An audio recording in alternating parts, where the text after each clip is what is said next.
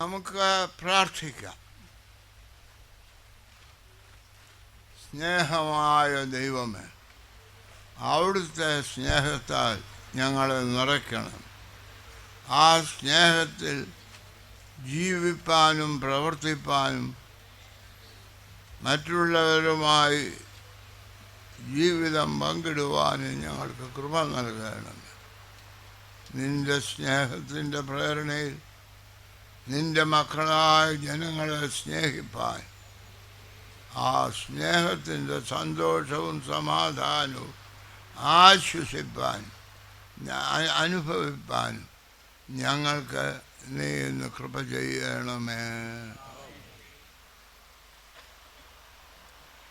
ഞാൻ ഇരുന്നു കൊണ്ടാണ് സംസാരിക്കുന്നതെന്ന് പറയുന്നതിൻ്റെ കാരണം പുറകിൽ നിൽക്കുന്നവർക്ക് അറിയത്തില്ല ഞാൻ ഇരിക്കുകയാണോ നിൽക്കുകയാണോ. ഇത് എന്നെ ഇരുത്താനുള്ള സുവിശേഷ സംഘത്തിൻ്റെ ശ്രമമല്ല. എന്നാൽ 3 കാരണങ്ങൾ ഇതിങ്ങനെ.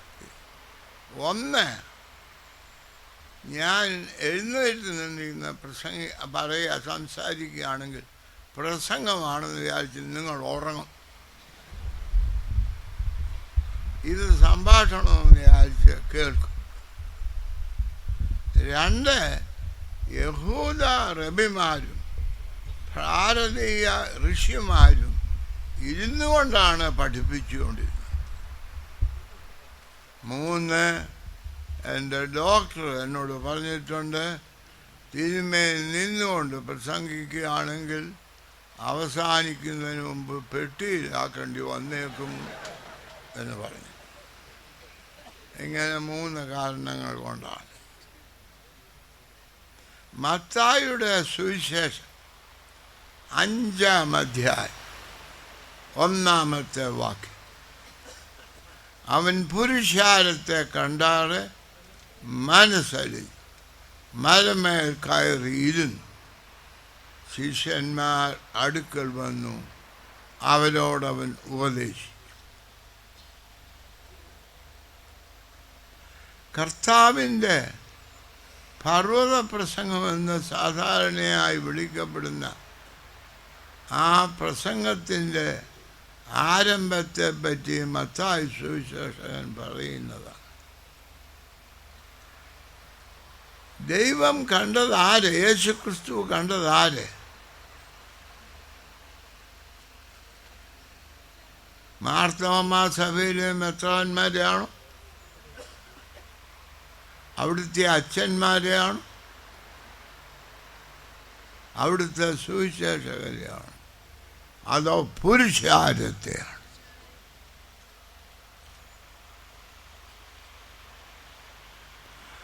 നമ്മൾ കാണുന്നതാര് നമുക്ക് ആവശ്യമുള്ളവർ. നമ്മെ ആവശ്യമുള്ളവരെ അല്ല നാം കാണുന്നത്, നമുക്ക് ആവശ്യമുള്ളവരെയാണ് കാണുന്നത്. അവൻ യേശുക്രിസ്തു ലോകത്തെ കണ്ടു, ലോകത്തെ സ്നേഹിച്ചു. തൻ്റെ ഏകജാതനായ പുത്രനിൽ വിശ്വസിക്കുന്ന ഒരുവനും നശിച്ചു പോകാതെ നിത്യജീവൻ പ്രാപിക്കേണ്ടതിന് ദൈവം അവനെ നൽകുവാൻ തക്കവണ്ണം ലോകത്തെ സ്നേഹിച്ചു. ഞാൻ ചെറുപ്പമായിരുന്നപ്പോൾ CSSMൻ്റെ മീറ്റിംഗ് അന്ന് പ്രസംഗിച്ച ആൾ എന്നോട് പറഞ്ഞു, ദൈവം ഫിലിപ്പിനെ സ്നേഹിച്ചു എന്ന് പറഞ്ഞു. എൻ്റെ പേര് ഫിലിപ്പെന്നാണ് അന്നായിരുന്നു. ഞാൻ അങ്ങനെയുള്ള കള്ളക്കേസിലൊന്നും പിടിച്ച് പേര് മാറ്റിയതല്ല, ബിഷപ്പായതുകൊണ്ട് മാറിയത്. അപ്പോൾ ദൈവം സ്നേഹിക്കുന്നത് ദൈവത്തിൻ്റെ സൃഷ്ടിയെ. അതിൽ മനുഷ്യനുണ്ട്, ലോകമുണ്ട്, സമൂഹമുണ്ട്, വ്യക്തികളുണ്ട്, നല്ലവരുണ്ട്, ചീത്ത ആളുകളുണ്ട്, ഉണങ്ങിയ മരമുണ്ട്, പച്ച മരമുണ്ട്, മനുഷ്യൻ്റെ തലമേൽ വീണ് കൊല്ലുന്ന മരമുണ്ട്, മനുഷ്യന് ഭക്ഷണം കൊടുത്ത് സംരക്ഷിക്കുന്ന മരമുണ്ട്. സൃഷ്ടി ദൈവ സൃഷ്ടിയെ സ്നേഹിച്ചു. ദൈവത്തിൻ്റെ സ്നേഹം വേണമെന്ന് നാം പ്രാർത്ഥിക്കുമ്പോൾ ദൈവം സൃഷ്ടിച്ച ലോകത്തെ സ്നേഹിക്കാൻ നമുക്ക് കഴിയണം. അത് നമ്മുടെ താല്പര്യമാണ്. ഞാനൊരു ചോദ്യം ചോദിക്കും. ഈ കൺവെൻഷൻ കൊണ്ട് എന്ത് സാധിക്കണം എന്ന് നാം ആഗ്രഹിക്കുന്നു?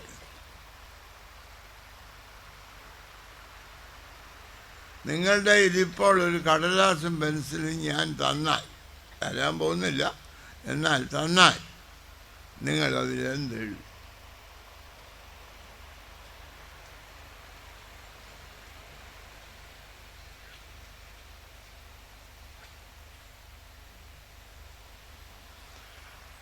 എൻ്റെ കയ്യിൽ കിട്ടുന്ന കടലാസിൽ ഞാൻ എന്തെഴുതുമെന്ന് പറയും.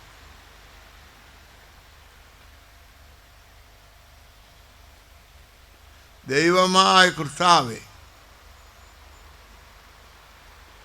ഇന്ന് ലോകത്തിൻ്റെ യഥാർത്ഥ ആവശ്യമെന്ന് നിങ്ങളിൽ നിന്ന് മനസ്സിലാക്കി ആ ആവശ്യത്തിൻ്റെ പരിഹാരത്തിനായി അവിടുന്ന് പ്രവർത്തിക്കുന്ന ആ കാര്യത്തിൽ സഹകരിക്കാൻ എനിക്ക് മനസ്സും കൃപയും നൽകണമേ എന്ന് ഞാൻ പ്രാർത്ഥിക്കുന്നു.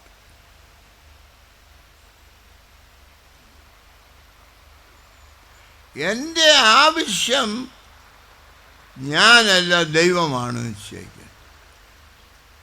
ഇന്നത്തെ പ്രശ്നം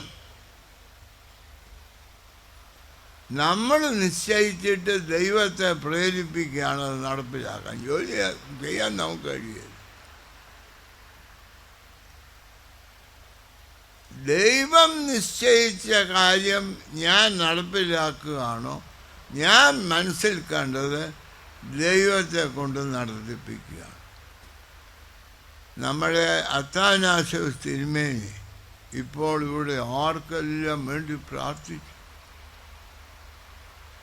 എനിക്ക് തോന്നുന്ന ഒരു 3-4 ആശുപത്രി വരുന്ന ആഴ്ച മുതൽ രോഗികളില്ലാതാവും.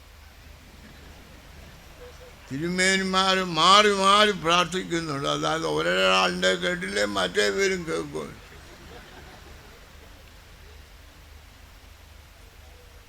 നടക്കും. എൻ്റെ പ്രാർത്ഥന കൊണ്ട് ദൈവത്തിൻ്റെ മനസ്സ് മാറും.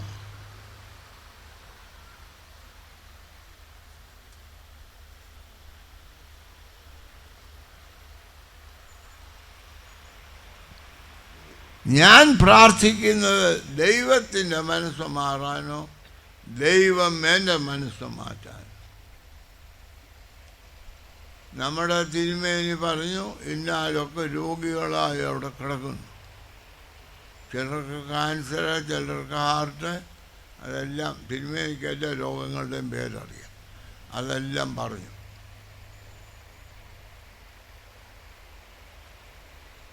അത് നീ അവരെ സൗഖ്യമാക്കണം. അതോ ആ രോഗിക്ക് സൗഖ്യം ലഭിക്കുന്നതിന് ഞാൻ എന്ത് ചെയ്യണമെന്ന് എന്നെ മനസ്സിലാക്കണം. മാരാമൺ കൺവെൻഷൻ എന്ത് ചെയ്യണമെന്ന് ഞങ്ങളെ മനസ്സിലാക്കണം. അതാണോ ഇന്നത്തെ രാവിലത്തെ പ്രാർത്ഥന? ഈ രോഗികളെ പറ്റി ഒരു മനസ്സരിവ് ഇവിടെ ഇരിക്കുന്ന എത്ര പേർക്കുണ്ട്?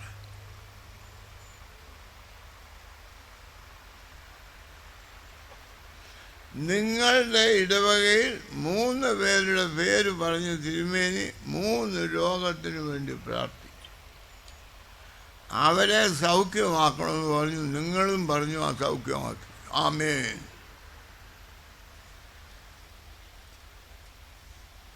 ഈ ആമേൻ എന്ന് പറയുന്നത് എന്തിനാന്ന് ചോദിച്ചാൽ പ്രസംഗം നിർത്തുക എന്നുള്ള, അല്ല, പ്രാർത്ഥന നിർത്തുക എന്നുള്ളതാണ്.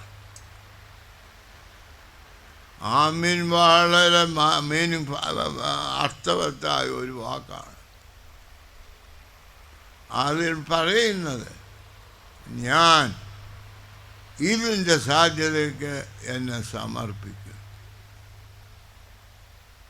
ആ രോഗിയുടെ സൗഖ്യത്തിൽ.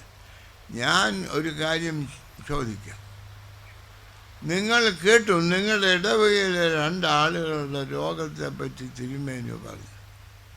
നിങ്ങൾ തിരിച്ചു ചെല്ലുമ്പോൾ ആ രോഗികളെ ഒന്ന് സന്ദർശിക്കും. അവർക്കെന്താണ് ആവശ്യമെന്ന് പറഞ്ഞ് അതിൻ്റെ പരിഹാരത്തിന് നിങ്ങളുടെ ഇടവക പ്രവർത്തിക്കുന്നു. അതൊന്നും ചെയ്യാതെ ആമീൻ എന്ന് പറഞ്ഞ് ദൈവം എത്ര ആമീൻ കേട്ടപ്പോൾ ആളാ. അതുകൊണ്ട് കളിപ്പിക്കാൻ മുക്കുമെന്ന് എനിക്കറിയാൻ വയ്യ. ഞാനങ്ങനെ അവിടെ പോയി അറിഞ്ഞിട്ടില്ല. ആമീൻ ദൈവത്തെ കളിപ്പിക്കാനല്ല, നിന്നെ രൂപാന്തരപ്പെടുത്താൻ.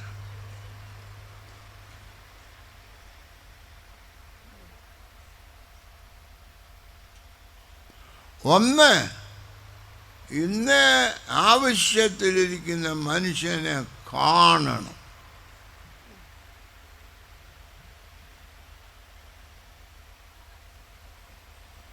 ആവശ്യമില്ലാത്തവരെയും അനാവശ്യക്കാരെയും നാം കണ്ടുകൊണ്ടിരിക്കുക.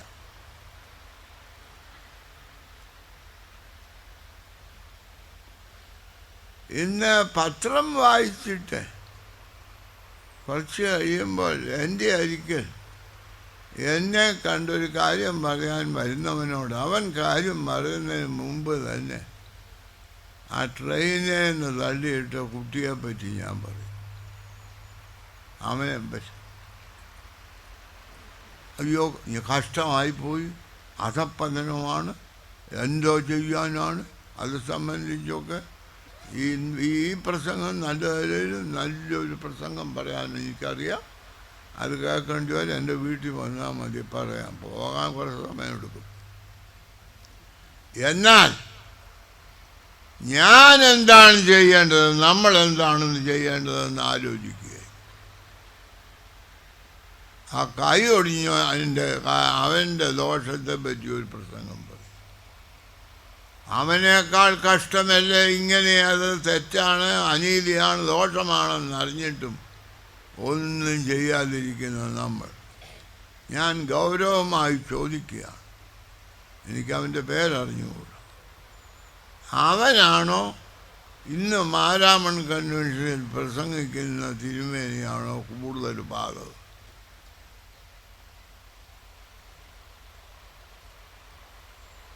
ചിലരുടെ ചിരി കണ്ട് ഞങ്ങൾക്ക് എന്നെ അറിയാൻ തിരുമേനിയാ ഉത്തരവാദി. ആ ചിരിയുടെ ഉത്തരമല്ല ഞാൻ പറഞ്ഞ, പരമാർത്ഥമായിട്ട് ഞാൻ ആലോചിക്കും. ഈ മാരാമൺ കൺവെൻഷനിൽ ഇരിക്കുകയും നിൽക്കുകയും ചെയ്യുന്ന ജനങ്ങളെ ഇന്നത്തെ ലോകത്തിൻ്റെ സ്ഥിതി കണ്ടിട്ട് എന്തു പറയണം?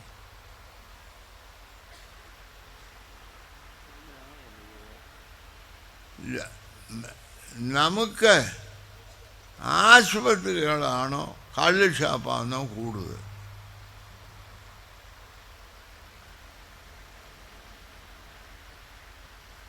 ഈ അടുത്ത സമയത്ത് ഏതെങ്കിലും ഒരു മന്ത്രി കള്ളുകൂടിയെ നീതീകരിച്ച് പ്രസംഗിച്ചതായി ഞാൻ വായിച്ചിട്ട് എനിക്ക് കണ്ണിന് കുറച്ച് വിഷമമുള്ളതുകൊണ്ട് എല്ലാം വായിക്കുകയില്ല.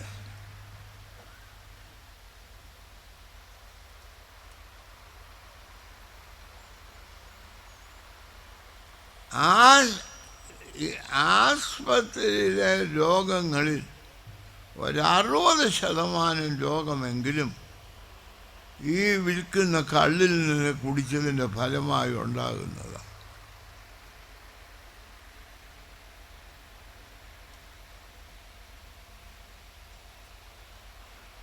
കോഴഞ്ചേരിൽ ആശുപത്രിക്ക് അടുത്താണ് കള്ള് ഷാപ്പ്. അതൊക്കെ നല്ല ബുദ്ധിയായിട്ട് ചെയ്തിട്ടുണ്ട്. ആ കള്ള് കൊടുക്കുന്ന ഒരു സ്ഥലമാണ്. മാരാമൺ കൺവെൻഷനാണോ അവിടെയാണോ കൂടുതൽ അച്ചടക്കമുള്ളത് എന്നോടൊന്ന് ചോദിച്ചാൽ എൻ്റെ ബുദ്ധി ഇപ്പോൾ പഴയതുപോലെ അല്ലാത്തതുകൊണ്ടൊന്ന് ആലോചിച്ചേ ഉത്തരം പറയാനോ.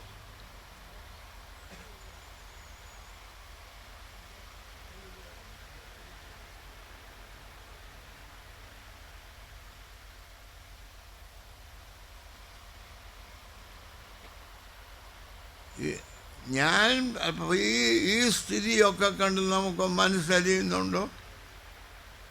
നല്ല ശമരിയാക്കാരൻ്റെ കഥയിൽ പറയുന്നത് പോലെ അച്ഛന്മാരെന്ന് പറഞ്ഞാൽ ഏത് ആപത്തും കണ്ടിട്ട് ഒരു ഭാവഭേദവും ഇല്ലാതെ പോകത്തക്കവണ്ണം സ്വഭാവദാർഢ്യമുള്ള ആളുകളാണ്.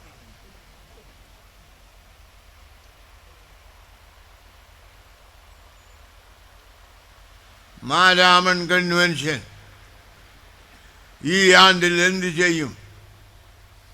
ഇന്നത്തെ ലോകത്തിലെ ആവശ്യങ്ങളെ ഒന്നാമത് മനസ്സിലാക്കും. നിങ്ങളുടെ മനസ്സുകൾ അരിയണം. നമ്മൾ സുവിശേഷങ്ങളിൽ വീണ്ടും വീണ്ടും വായിക്കുന്നുണ്ട്, യേശു ക്രിസ്തു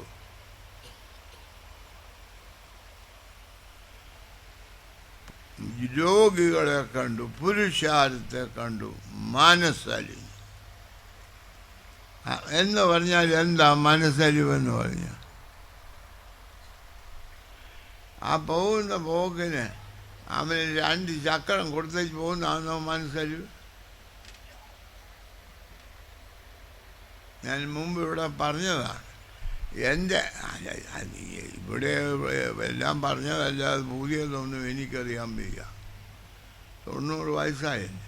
അത് നമ്മുടെ ഭരണവാസ തിരുമേനോട് ചോദിക്കണം, നവീകരണം എന്താണ്, പുതിയത് എന്താണ്. എൻ്റെ അടുത്തൊരു കണ്ണുപൊട്ടി സ്ത്രീയുണ്ട്, എനിക്ക് വളരെ പരിചയമാണ്. എന്നെ കാണുന്നുണ്ട്, തിരുമേനി 10 പൈസയെന്ന് പറയും. പൈസ വേണ്ടിയിട്ടല്ല, ഇംഗ്ലീഷിൽ ഹലോ എന്ന് പറയും. നമ്മൾ ചോദിക്കും സുഖമാണോ, ഇങ്ങനെയൊക്കെയുള്ള ചോദ്യമാണ്. അവർ ചുമ്മാ തിരുമേനെ ഞാൻ മനസ്സിലാക്കി കണ്ണു കാണാൻ പാടില്ല എന്ന് പറഞ്ഞതേ ഉള്ളൂ. അവർക്ക് പൈസ വേണ്ട. അവരോട് ഞാൻ പറഞ്ഞു, വല്യമ്മേ, വല്യമ്മയ്ക്ക് എന്നെ അറിയാമല്ലോ, എനിക്ക് അപ്പനില്ല, അമ്മയില്ല, സഹോദരന്മാർ ഉണ്ടായിരുന്നു, മരിച്ചുപോയി. പെങ്ങന്മാരുണ്ട്, ഒരാളിന് വേണ്ടവരെല്ലാം അറിയത്തില്ല, മറ്റേ ആളിനെല്ലാം അറിയാവുന്നതുകൊണ്ടുള്ള കഷ്ടതയും എനിക്കുണ്ട്.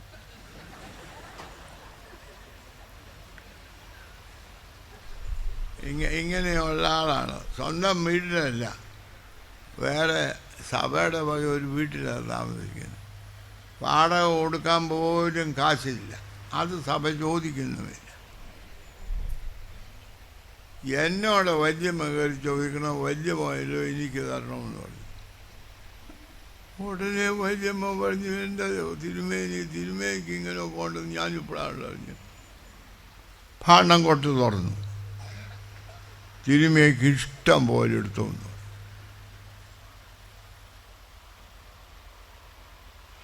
ദൈവത്തിൻ്റെ മനസ്സ് ആ കണ്ണുപൊട്ടി ഭിക്ഷക്കാരി വല്യമ്മയ്ക്കോ ഇപ്പോൾ വേണ്ടതും വേണ്ടാത്തതും പ്രസംഗിച്ചോട് നടക്കുന്ന ക്രിസോസ്റ്റം മെത്രാജ്,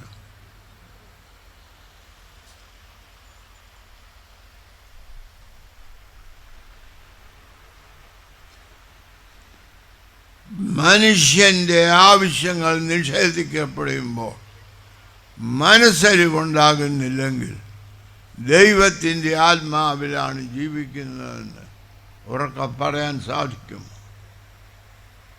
അങ്ങനെ മനസ്സലിയുന്നവൻ ദൈവത്തിൽ അന്യനാണെന്ന് പറഞ്ഞാൽ ദൈവത്തെ നമുക്കറിവുണ്ട്.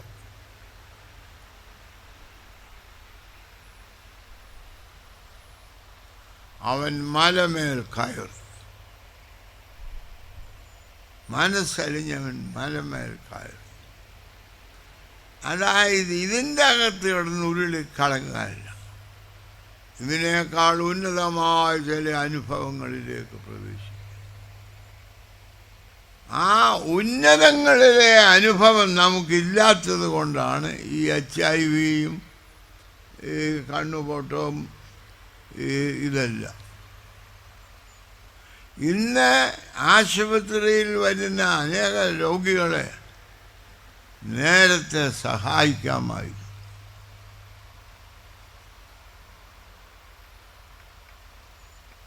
നമ്മളുടെ മനസ്സിൽ ഇല്ലാഞ്ഞത് കൊണ്ടാണ് അവൻ പോയത്.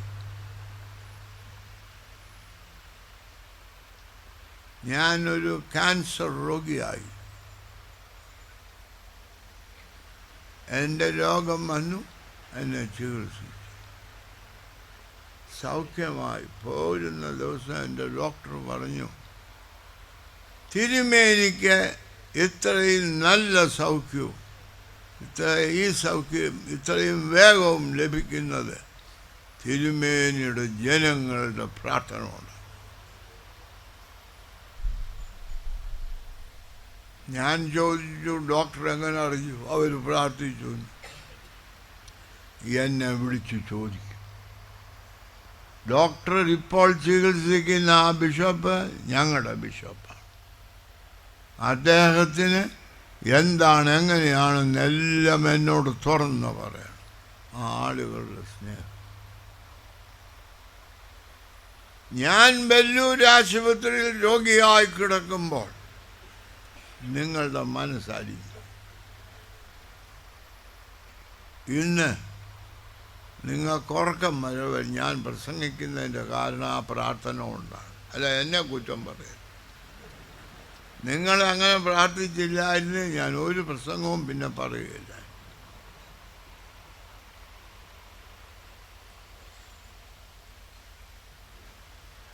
ഇത് നമുക്കുണ്ടാകണം. മനസ്സിൽ വരുമ്പോൾ അതിന് പരിഹാരമുണ്ടാക്കാനായി ശ്രമിക്കും. അതില്ലാത്തത് കൊണ്ടാണ് ശ്രമിക്കാത്തത്. നിങ്ങളുടെ അപ്പനോ അമ്മയ്ക്കോ സുഖക്കേടാണെന്ന് കേൾക്കുമ്പോൾ അപ്പനോട് പിണക്കമുള്ള ചുരുക്കം പേരൊഴിച്ച് ബാക്കിയുള്ളവർ എന്ത് വേണമെന്നാൽ ചെയ്യും.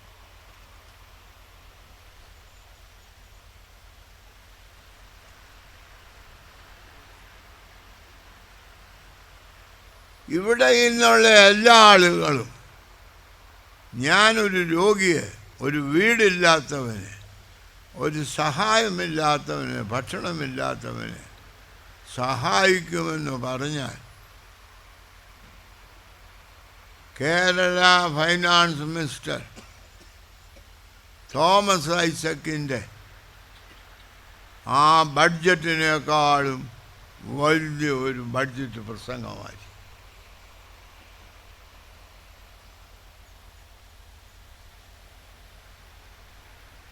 അദ്ദേഹം നല്ല ഉന്നതമായിട്ടാണ് പറഞ്ഞത്.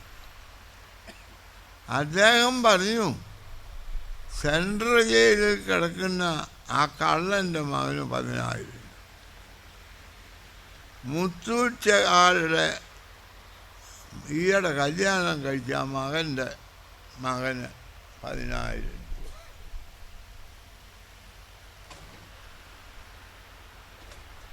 ഇപ്പോൾ എൻ്റെ വിചാരം നമ്മുടെ അച്ഛന്മാർ ചിലർ കല്യാണം കഴിക്കാൻ ഇങ്ങനെ ദുഃഖിച്ചുകൊണ്ടിരിക്കുകയാണ്.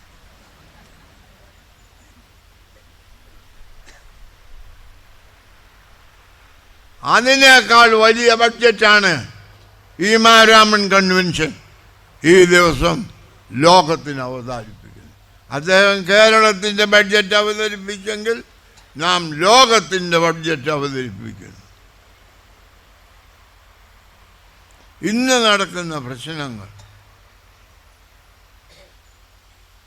നമുക്ക് കേരള ഗവൺമെൻറ്റിനോട് പറയണം, നിങ്ങൾ ഈ കല്ലുകുടിയന്മാരെ കണ്ടൊന്ന് മനസ്സഴിയാണ്.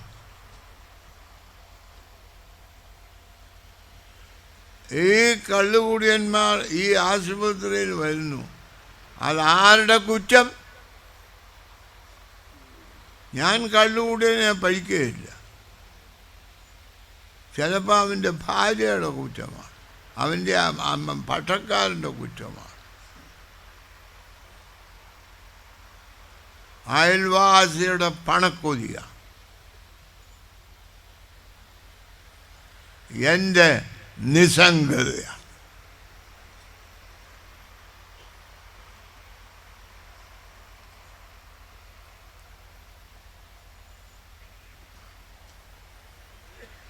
നമുക്ക് ഇന്നത്തെ ഇതിൽ നിന്ന് കുറച്ചുകൂടെ ഉയരങ്ങണം.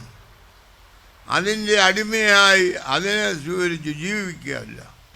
അതിനേക്കാൾ ഉന്നതമായ ജീവിതം ഈ മാരാമൺ കൺവെൻഷനിൽ സംബന്ധിക്കുന്ന എനിക്കും നിങ്ങൾക്കും ദൈവമേ തരണമേ എന്ന് മനസ്സോടൊന്ന് പ്രാർത്ഥിച്ചാൽ നവീകരണം ആരംഭിച്ചു.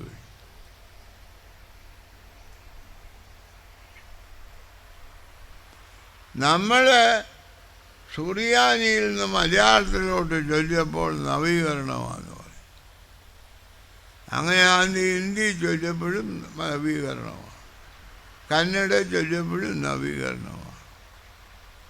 ഭാഷയല്ല നവീകരണം, മനുഷ്യന് അവൻ്റെ ആവശ്യമനുസരിച്ച് ഇടപെടുന്നതാണ് നവീകരണം.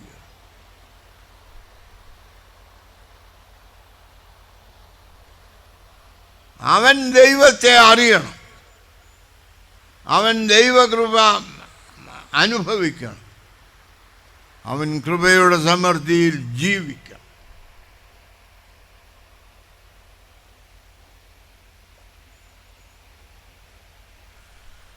മനസ്സലിഞ്ഞിട്ട് എന്ത് ചെയ്ത ശിഷ്യന്മാരടുക്കൽ അവരെ പഠിപ്പിച്ചു. അതാണ് മാരാമൺ കൺവെൻഷൻ. ഈ കൺവെൻഷൻ ഇവിടെ കൂടിയിരിക്കുന്നത് എന്തിന്?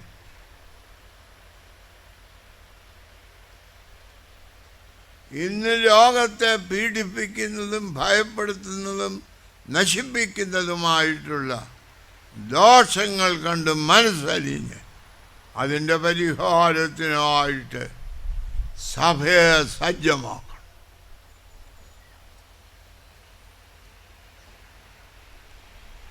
നമ്മൾ ഗവൺമെൻറ്റിനോട് പറയും നിങ്ങൾ കള്ളു കുടിക്കരുത്.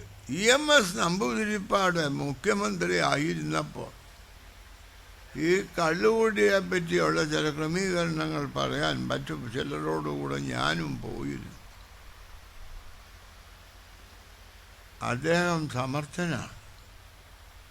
അദ്ദേഹം പറഞ്ഞു, ഇവിടെ കള്ളുകൂടി നിർത്തുന്നതിന് ചെത്തുന്നവർ പണങ്ങും, വിൽക്കുന്നവർ പണങ്ങും, കുടിക്കുന്നവർ പണങ്ങും, അതുകൊണ്ട് ആദായം ഉണ്ടാകുന്നവർ പണങ്ങും, എല്ലാം ചെയ്യും. ഞാൻ നിങ്ങൾക്കൊരു ബുദ്ധി വെച്ച് തരാം. അദ്ദേഹം പറയാം, ബുദ്ധി നിങ്ങൾ ക്രിസ്ത്യാനികളെല്ലാം കള്ളുകൂടി നിർത്താമോ? ബാക്കി ഞാൻ ഏറ്റു. ലോകത്തിലെല്ലാം 1.5 മണിക്കൂറും പ്രസംഗിച്ച് പഠിച്ച ബിഷോപ്പന്മാരുണ്ടല്ലോ, നാക്കെടുക്കാൻ വയ്യ, അതിങ്ങ് പോകുന്നു.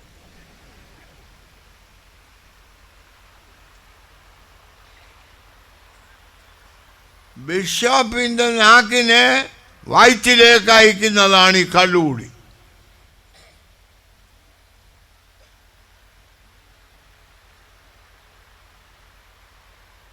ഞാൻ കള്ളുകൂടിയെ മാത്രമല്ല പറയും, ഭവനമില്ലാത്ത എത്ര ആളുകളുണ്ട്.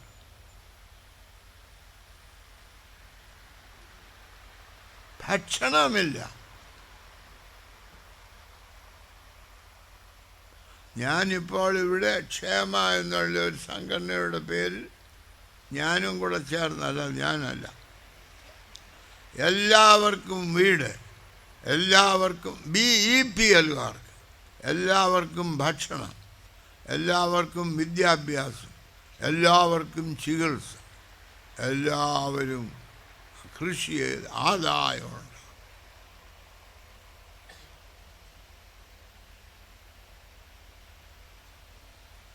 നമ്മളുടെ ഇടവകൾ, നമ്മുടെ ചുറ്റുപാടുമുള്ള ജനങ്ങൾക്ക് വീട്, ഭക്ഷണം ഇതൊക്കെ ലഭിക്കാൻ ഒരു ക്രമീകരണം ചെയ്യും. നമ്മുടെ തിരുമേനിയുടെ 80-ാം വയസ്സ് പൂർത്തിയാക്കുന്നത് സംബന്ധിച്ച് രോഗികളുടെ ചികിത്സയ്ക്ക് നമ്മൾ പണം ഉണ്ടാക്കും.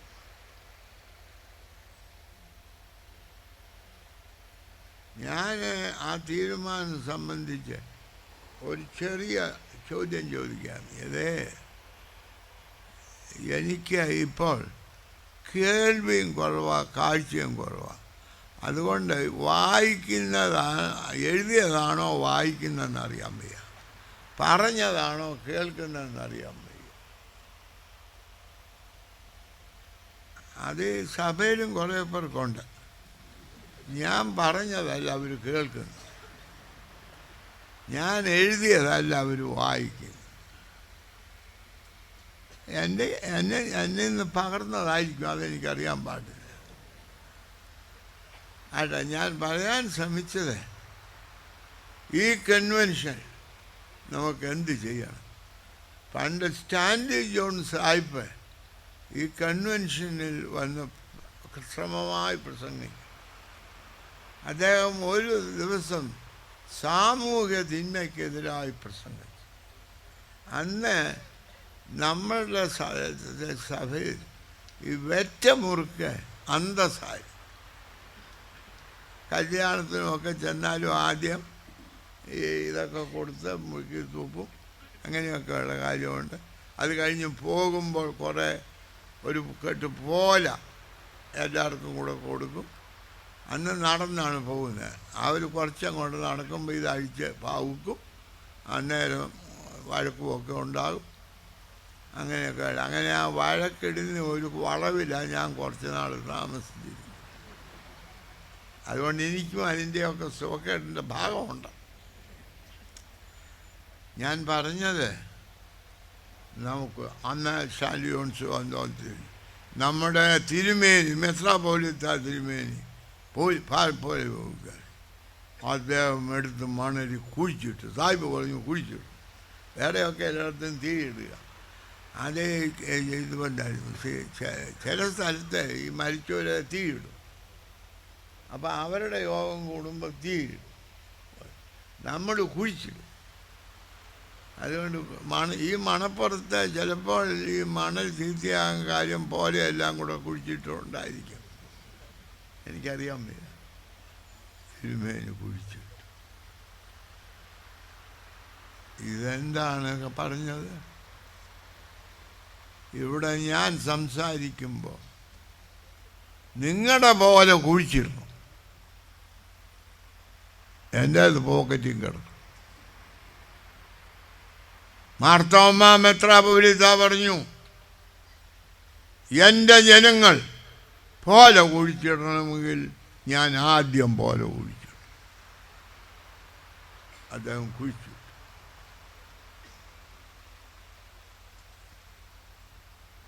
ഇന്ന് തിരുമേനിമാരും അച്ഛന്മാരും സുവിശേഷകരും എനിക്ക് നിങ്ങളോട് പറയാനുള്ളത്, ഈ നവീകരിക്കപ്പെട്ട പല പോലക്കഷണങ്ങൾ നിങ്ങളുടെ ഇരിപ്പുണ്ട്.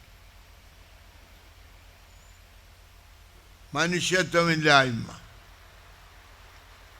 ശുചീകരണ ചുറ്റുപാടുകളെ പറ്റി ഒരു ശുചീകരണ ബോധമില്ലായ്മ. ഇവിടെ ഇന്ന് പറഞ്ഞല്ലോ, ഞങ്ങൾ റോയ് ഒരു DFO ആണ്, എൻ്റെ ഒരു വലിയ സ്നേഹിതനാണ്. അദ്ദേഹവും ഞാനും കൂടെ ഒരു പുസ്തകം എഴുതി. ഞാൻ ഹൈസ്കൂളിൽ പഠിക്കുമ്പോൾ ഞങ്ങളുടെ ഒരു പ്യൂണുണ്ട്, അങ്ങനെ പറയും, നമ്മുടെ ഹെഡ് മാസ്റ്റർക്കും എനിക്കും കൂടെ 5203 രൂപ ശമ്പളമാണ്, അവന് 15 രൂപയേ ഉള്ളൂ ശമ്പളം എന്ന് പറഞ്ഞ പോലെയാണ് റോയും ഞാനും കൂടെ പുസ്തകം എഴുതിയെന്ന് പറയുന്നത്. എനിക്ക് പ്യൂണിൻ്റെ സ്ഥാനമേ ഉള്ളൂ. എന്നാൽ അങ്ങനെ വലിയ ആളായതുകൊണ്ട് തിരുമേനി ഞാനും കൊടുത്താൽ പറ്റില്ല, അല്ല ഞാനും തിരുമേനിയും കൊടുത്താൽ സത്യം, അങ്ങനെയാ പറയുന്നത്. ഞാൻ പറഞ്ഞത് ആ പ്രകൃതിയെ സൂക്ഷിക്കണം. ആ പുസ്തകം വായിക്കുമ്പോൾ അറിയാം. അത് റിലീസ് ചെയ്ത ദിവസം ഇത് വായിച്ച ഒരാൾ പറഞ്ഞു, ഇത് മലയാളത്തിലാക്കി നമ്മുടെ യുവജനങ്ങൾക്ക് കൊടുക്കണം, വലിയൊരു സേവനമായി. അട്ടെ, ഞാൻ പറയാൻ ശ്രമിക്കുന്ന സംഗതി, ഈ കൺവെൻഷനിൽ ചില തീരുമാനങ്ങൾ നമ്മൾ ചെയ്യണം. എന്താണ്? ഞാൻ പറഞ്ഞല്ലോ, പുരുഷാരം ദൈവത്തിങ്കൽ നിന്ന് പഠിച്ചുകൊണ്ട് ദൈവ സ്വഭാവത്താൽ ഏകീകരിക്കപ്പെട്ട് ദൈവത്തെ പോലെ മനുഷ്യനോട് മനസ്സറിഞ്ഞ് മനുഷ്യൻ്റെ ആവശ്യങ്ങൾ ദൈവം ആഗ്രഹിക്കുന്ന വിധം പരിഹരിക്കാനാണ് ഇവിടുന്ന് പോകേണ്ടത്. കർത്താവിൻ്റെ അരിക്ക് വന്ന് പലരോടും പറയും, നീ കിടക്ക എടുത്തുകൊണ്ട് വീട്ടിൽ പോകും. ഈ പറഞ്ഞതിൻ്റെ അർത്ഥം എന്നാ? നിനക്കിപ്പോൾ കിട്ടിയ സൗഖ്യം പോലെ നിന്റെ വീടിനെയും സൗഖ്യമാണ്. യേശു ക്രിസ്തു ആദ്യം ചെയ്ത അത്ഭുതം എന്താണ്?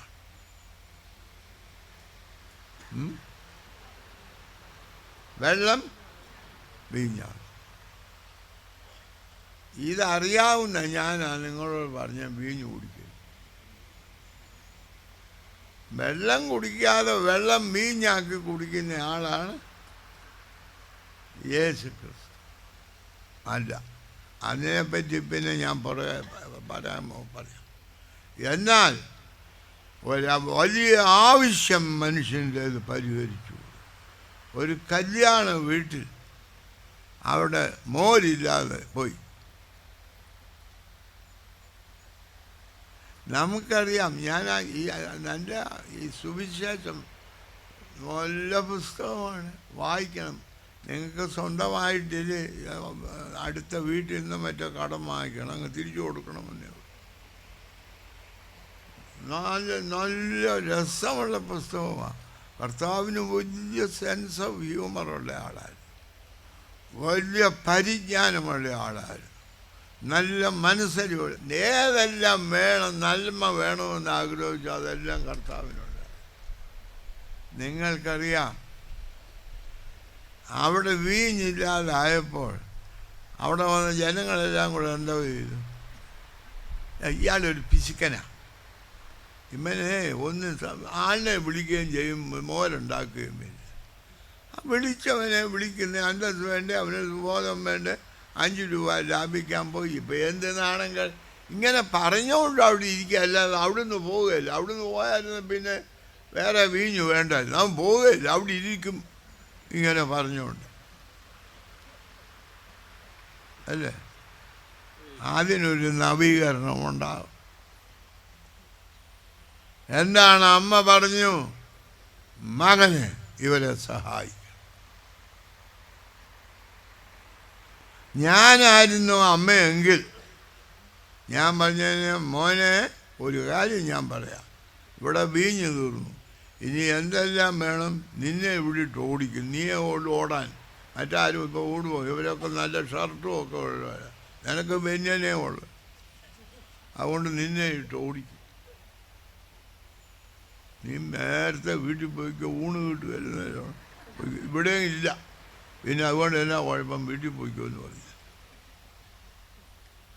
കന്യമറിയാം എന്തു പറഞ്ഞു? മകനെ ഇപ്പോൾ വലിയൊരു വിഷമതയിലായിരിക്കും, ഞാൻ പരിഹരിക്കും. അപ്പോൾ യേശു ക്രിസ്തു ഞങ്ങൾ അച്ഛന്മാരെ പോരാ, എല്ലാവരും നന്മ ചെയ്യണമെന്ന് പറഞ്ഞു. അപ്പം പറഞ്ഞു, എന്നെ കൊണ്ട് ഒക്കുമല്ലോ, അമ്മ എൻ്റെ കയ്യിലൊന്നുമില്ല, എന്നോട് പറഞ്ഞു, എൻ്റെ നാഴിക വന്നിട്ടു. നിങ്ങൾ വിചാരിക്കും അച്ഛന്മാർ ഇതൊക്കെ ദൈവീക വഴികളെ പിന്തുടരുകയല്ലേ?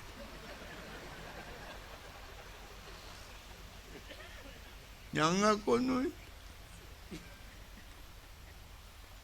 അവർ പറഞ്ഞ മുഴുവൻ ശരി. ഞങ്ങളുടെ കയ്യിലൊന്നുമില്ല, ബാങ്കിലാണ്.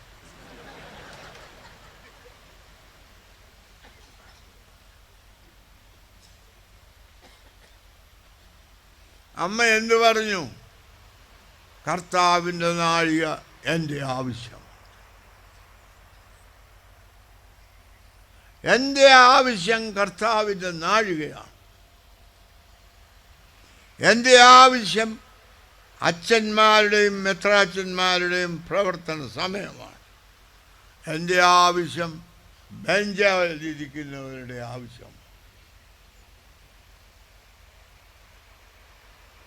നിങ്ങൾ ബെഞ്ചാൽ വന്നിരുന്നപ്പോൾ ഞങ്ങളോട് പറഞ്ഞത് ഇവരെല്ലാം സഹായിക്കാനുള്ള കാശ് ഞങ്ങളുടെ കയ്യിലുണ്ടെന്ന് പറയും. അതാണ് അവിടെ കയറി ഇരുന്നത് അറിയിക്കാൻ. അതിന് നന്ദി പറയും.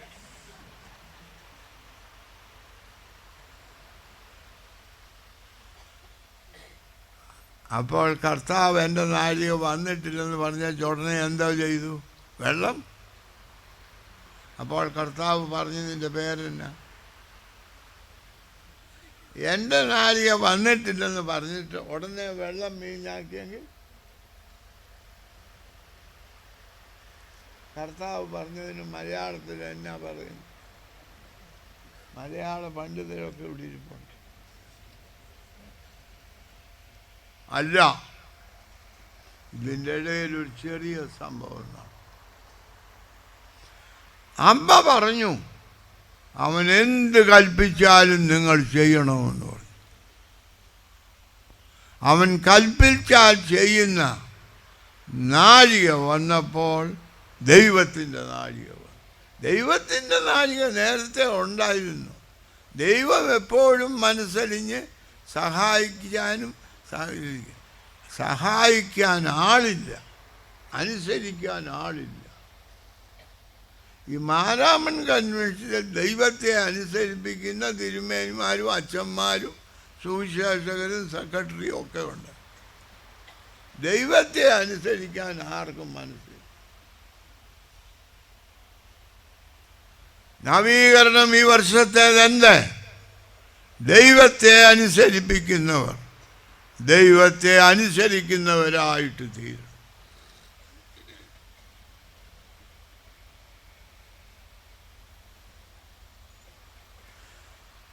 ഞാൻ ഒരു ചോദ്യം ചോദിക്കും.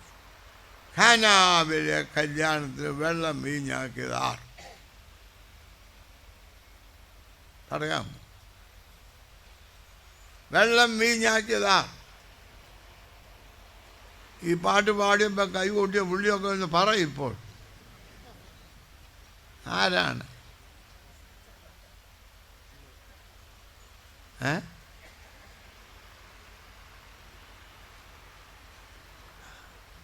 യേശുക്രിസ്തു ആണോ? അല്ല. എന്താ യേശുക്രിസ്തു എന്നാ? വെള്ളം കോരിയതാരാ? കൊണ്ടുപോയതാരാ? കൊടുത്തതാരാ?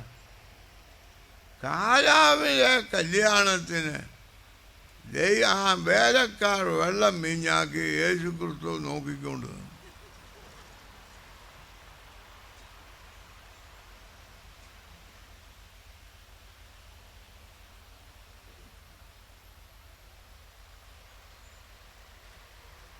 ദൈവത്തെ അനുസരിക്കുന്ന ദൈവത്തിൻ്റെ മക്കൾ ഭൂലോകത്തിൽ അത്ഭുതങ്ങൾ പ്രവർത്തിക്കും.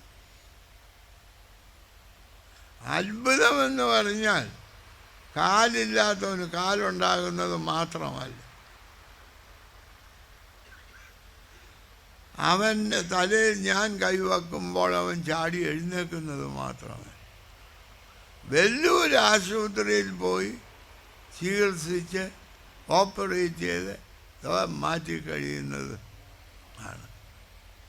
നമുക്കറിയാം, യേശുക്രിസ്തു ഒരു ചെകിടൻ വന്നപ്പോൾ എന്ത് ചെയ്തു? തുപ്പി അത് കഴിഞ്ഞേച്ച് ചെവിക്കകത്തോട്ട് വേദനിട്ട് ഒറ്റ തിരി. ഇതൊക്കെ അന്നത്തെ ഓപ്പറേഷനാണ്. ചെവി ഓപ്പറേറ്റ് ചെയ്തു. അങ്ങനെ പ്രത്യേക കത്തിയൊന്നും ഇല്ലാഞ്ഞുകൊണ്ട് കൈ കൊണ്ട് അങ്ങ് ഓപ്പറേറ്റ്. അങ്ങനെ നമ്മുടെ യേശുക്രിസ്തുവിൻ്റെ ഹീലിംഗ് മിനിസ്ട്രിയൊക്കെ പഠിക്കണം, ഒരു വിധത്തിൽ മനസ്സിലാക്കും. ആട്ടെ, ഞാൻ പറയുന്നത് എന്താണെന്ന് ചോദിച്ചാൽ, നമ്മൾ എന്തിന്? ലോകത്തിന് വേണ്ടി. മാരാമൺ കൺവെൻഷൻ ഇവിടെ ഇരിക്കുന്നവർക്ക് വേണ്ടിയോ ഇവിടെ വന്നിട്ടില്ലാത്തവർക്ക് വേണ്ടി.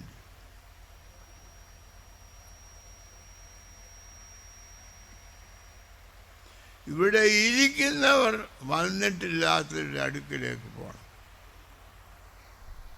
ഈ വർഷത്തെ കോൺഫറൻസ് അല്ലെങ്കിൽ കൺവെൻഷന് ഒരു ചിന്താ വിഷയമുണ്ട് എന്ന് പറയും.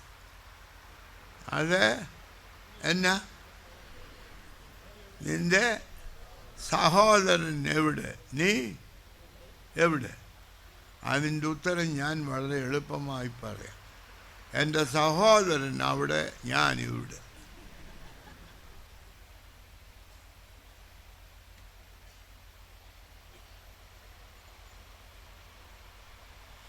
ഞാനും എൻ്റെ സഹോദരനും തമ്മിൽ അബ്രഹാം ലാസറിനോട് പറഞ്ഞതുപോലെ ഞാൻ ഇവിടെയും നീ അവിടെയും നമുക്ക് തമ്മിൽ ബന്ധവുമില്ല.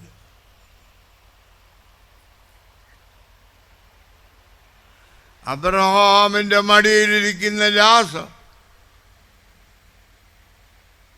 ഒരു തുള്ളി വെള്ളത്തിന് വേണ്ടി കഷ്ടപ്പെടുന്ന അവൻ്റെ അരികിലേക്ക് ഒരു കുടം വെള്ളവുമായി ചാടുന്ന, അതിനാണ് നവീകരണം എന്ന് പറയുന്നത്.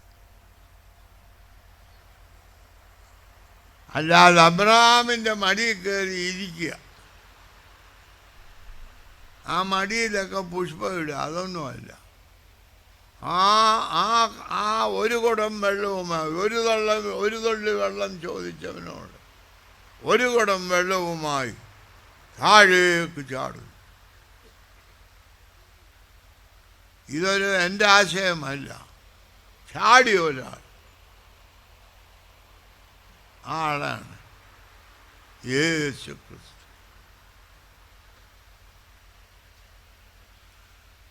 നിരാശ കൊണ്ട് നിറഞ്ഞ ലോകത്തിലേക്ക് പ്രത്യാശയുടെ ജീവനുമായി, ദൂതമായി അല്ല, ജീവനുമായി അവൻ വന്നു.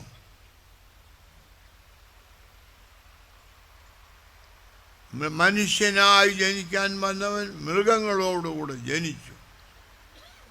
എല്ലാവരും അവനെ ഉപേക്ഷിച്ചു, ക്രൂശിച്ചു, മരിച്ചു. ഇന്ന് പിതാവിൻ്റെ വലത്ത് ഭാഗത്ത് ഈ കൺവെൻഷൻ, ഈ നവീകരണം ഇത് സാധിക്കും. ഇത് സാധിച്ചിട്ടുണ്ട്. ഞാൻ പറഞ്ഞല്ലോ, മാർത്തോമ്മ മെത്രാപ്പൊലീത്ത മുതൽ അവിടെ ഇപ്പോൾ അവസാനത്തെ തൂണിൻ്റെ ഇപ്പുറത്തെ തൂണിരുന്ന് ഉറങ്ങുന്ന ആൾ വരെ പുകയിലെടുത്ത് താഴെ ഇട്ടു. താഴെ ഇടുകയല്ല, കുഴിച്ചിട്ടു. ഇതൊക്കെ വളരെ സിഗ്നിഫിക്കൻ്റ്. ഇന്ന് ഈ 2011 കൺവെൻഷൻ ഞാനിവിടെ, എൻ്റെ സഹോദരൻ അവിടെ അല്ല, ഞങ്ങൾ രണ്ടുപേരും ഒരിടത്ത്. എവിടെ? ക്രൂശ്. യേശു ക്രിസ്തുവിൻ്റെ വലത്തുഭാഗത്തെ കള്ളനാണ് ക്രിസ്തോസ്റ്റം തിരുമേനി.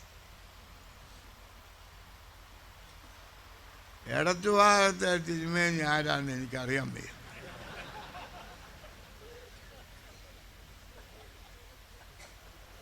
ഞാനിത് പറയുന്നത് എന്തെന്ന് ചോദിച്ചാൽ, ദൈവത്തിൻ്റെ മക്കളെന്ന് പറയുന്ന നമ്മൾ ദൈവത്തിൻ്റെ സ്വഭാവത്തിൽ നിന്ന് എത്രയോ അന്യമായിരിക്കുന്നു.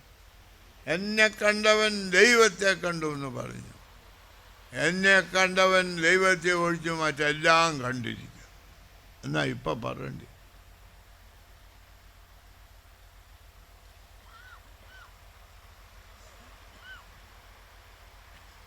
അതുകൊണ്ട് വ്യക്തികൾ, കുടുംബങ്ങൾ, ഇടവകകൾ, സഭ, സമൂഹം രൂപാന്തരപ്പെടുത്തുന്ന ഒരു കൺവെൻഷനായി കൺവെൻഷൻ ചെയ്യും. നമ്മുടെ അച്ഛൻ എന്നോട് പറഞ്ഞായിരുന്നു, സെക്രട്ടറി അച്ഛൻ, ശനിയാഴ്ചയോ വെള്ളിയാഴ്ച അങ്ങാണ്ട് പ്രസംഗിക്കണം. ഞാൻ പറഞ്ഞു എന്നെക്കൊണ്ട് സാധ്യമല്ലെന്ന് പറഞ്ഞു, ഇത്രയും വലിയൊരു ക്രൗഡിനോട്. അപ്പോൾ അച്ഛൻ പറഞ്ഞു, ഞാൻ പറഞ്ഞു തിങ്കളാഴ്ചയോ ചൊവ്വാഴ്ചയോ പ്രസംഗിക്കും. അന്നേരം അച്ഛൻ പറഞ്ഞു ചൊവ്വാഴ്ച ആട്ടെ. ഇപ്പോഴാണ് എനിക്ക് മനസ്സിലായി, എനിക്ക് അച്ഛൻ്റെ അത്രയും സൂത്രം അറിയാൻ പറ്റും. ഇന്ന് നബിദിനമാണ്, അവധിയാണ്. അപ്പോൾ ആട് വരും. അച്ഛൻ്റെ മനസ്സിൽ ഇരുന്നത് ഈ തിരുമേനി വയസ്സനായി, വലിയ സംസാരശേഷിയില്ല, അതുകൊണ്ട് അങ്ങേരെ നമുക്കൊന്ന് കളിയാക്കി വിട്ട് ഇനിയും വരുന്നാണ്ടി പ്രസംഗിക്കാൻ മര്യാദ അതൊക്കെ മനസ്സിൽ കണ്ടുകൊണ്ട് ചെയ്തതാണ്. അത് നല്ല അവിടെ അച്ഛൻ എന്നാൽ ഞാനാണ് നബിദിനമെന്ന് ഞാൻ ഓർത്ത്. അത് നിങ്ങളിവിടെ വന്നു. എനിക്കൊരു വലിയ കാര്യം പറയാനുണ്ടായിരുന്നു. അത് ഞാൻ പറയാനില്ല. കാരണം കർത്താവ് പറഞ്ഞിട്ടുണ്ട്, ചെറിയ ആട്ടിൻകൂട്ടമേ ഭയപ്പെടരുത്, രാജ്യം നിങ്ങൾക്ക് വരാൻ പ്രസാദമായി. ഈ മാരാമൺ കൺവെൻഷൻ ചരിത്രത്തിൽ ചരിത്രം സൃഷ്ടിക്കുന്ന ഒരു വലിയ കൺവെൻഷനാണ്. ഇത് ലോകത്തെ ഭയപ്പെടുത്തുന്ന ഭീതിയിൽ നിന്ന് സമാധാനത്തിലേക്കും സന്തോഷത്തിലേക്കും ആശ്വാസത്തിലേക്കും ലോകത്തെ നയിക്കുന്നതാണ്. ലോകത്തിൽ മനുഷ്യൻ്റെയും സമൂഹത്തിൻ്റെയും കണ്ട് തിരിച്ചറിഞ്ഞ് മനസ്സലിഞ്ഞ് ആ ഇല്ലാത്ത സ്ഥലത്ത് രുചിയേറിയ വീഞ്ഞു കൊടുക്കുന്നവരായിട്ട് നമ്മൾ തീരണം. ഞാൻ ഒന്ന് പറഞ്ഞു, അടിസ്ഥാന ആവശ്യങ്ങളിലേക്ക് നശിപ്പിക്കുന്ന മദ്യപാനത്തെ എതിർക്കണം. ഒരു കാര്യം കൂടെ പറയും, ഇന്ന് നബിദിനമാണ്. നബി ആര് എന്ന് നിങ്ങൾ വായിച്ചു പഠിക്കണം.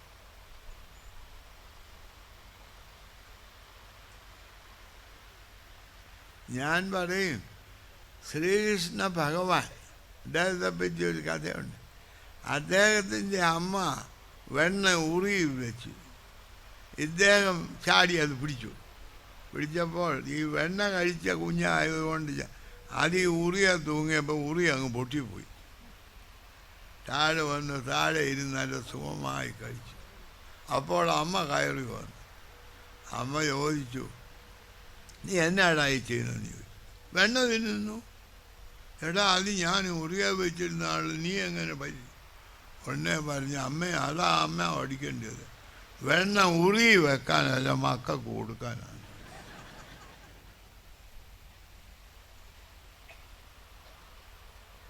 അതാ എനിക്ക് പറയാനുണ്ട്. പണം ബാങ്കിലിടാനല്ല, ആവശ്യക്കാരന് കൊടുക്കാൻ. ശ്രീകൃഷ്ണ ഭഗവാൻ അമ്മയോട് പറഞ്ഞത് ഞാൻ കേട്ട് നിങ്ങളോട് പറയുക. ഇതുവരെ എൻ്റെ മുഖത്ത് നോക്കിക്കൊണ്ടിരുന്ന പുള്ളി ഇപ്പം താഴോട്ടാണ്.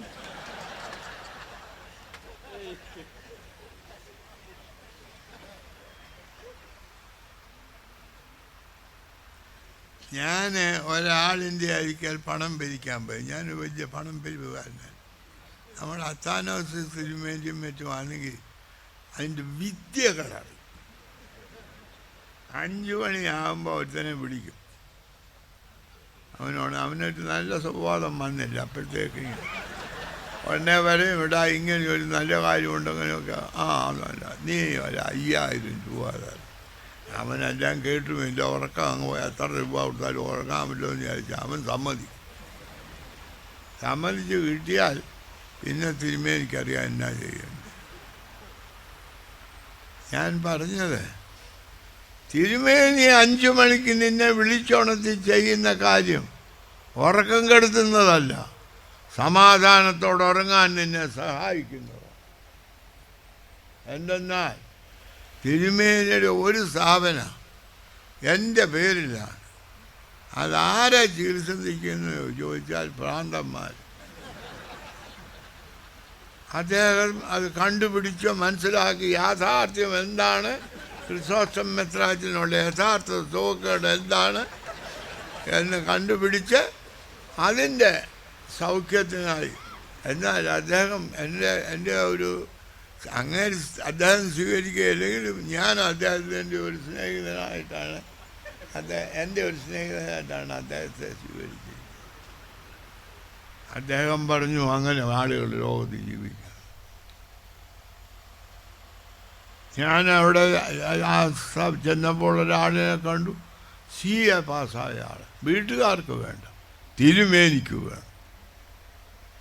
അയാളിപ്പോൾ എന്ത് നല്ല സന്തോഷത്തോടെ ജീവിക്കും. തിരുമേനി എന്ത് ചെയ്തു?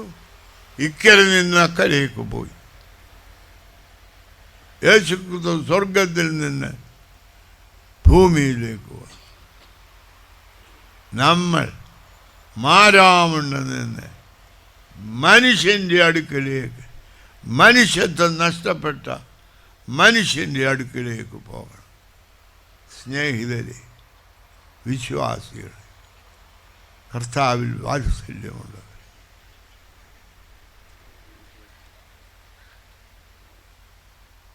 ഞാൻ പറഞ്ഞത് നിങ്ങൾ കേട്ടു. നിങ്ങളെക്കാൾ ഞാൻ ഒട്ടും യോഗ്യന. നിങ്ങൾ ചിലർ എന്നേക്കാൾ വളരെ ദൈവത്തിന് പ്രിയമുള്ള മക്കളാണ്. എന്നാൽ നമ്മൾ രണ്ടുപേരും ആകേണ്ടതുപോലെ ആയിട്ട് നമുക്ക് അവിടെ പറയാം, കർത്താവിൻ്റെ അരികിൽ ഒരുത്തൻ വന്ന് ചോദിച്ചു, നിത്യജീവനെ അവകാശമാക്കാൻ എന്ത് ചെയ്യണം? കർത്താവ് പറഞ്ഞു, നീ ദൈവത്തെ സ്നേഹിക്കണം, അയൽക്കാരനെ സ്നേഹിക്കണം. അവൻ പറഞ്ഞു, ദൈവത്തെ സ്നേഹിക്കണം, അയൽക്കാരൻ എന്ത് ചെയ്യും? അയൽക്കാരൻ നഷ്ടപ്പെട്ടതായ ജനം നമ്മുടെ ചുറ്റുപാടും ജീവിക്കുമ്പോൾ നമ്മുടെ അയൽക്കാരനെ കണ്ടെത്തുന്നതിന്, അയൽക്കാരന് നാം ഒന്നിച്ച് ഒരയൽക്കൂട്ടം സൃഷ്ടിക്കുന്നതിനും ഈ മാരാമൺ കൺവെൻഷൻ അനുഗ്രഹമായി തീരട്ടെ, നമുക്ക് സഹായിക്കട്ടെ എന്നുള്ള പ്രാർത്ഥനയോടുകൂടി ഞാൻ എൻ്റെ വാക്കുകളെ അവസാനിപ്പിച്ചു കൊടുക്കും. നമ്മുടെ തോഴിയൂർ സഭയുടെ മെത്രാപ്പൊലീത്ത തിരുമേനി പ്രാർത്ഥിച്ച് ആശീർവാദം പറയുന്നു.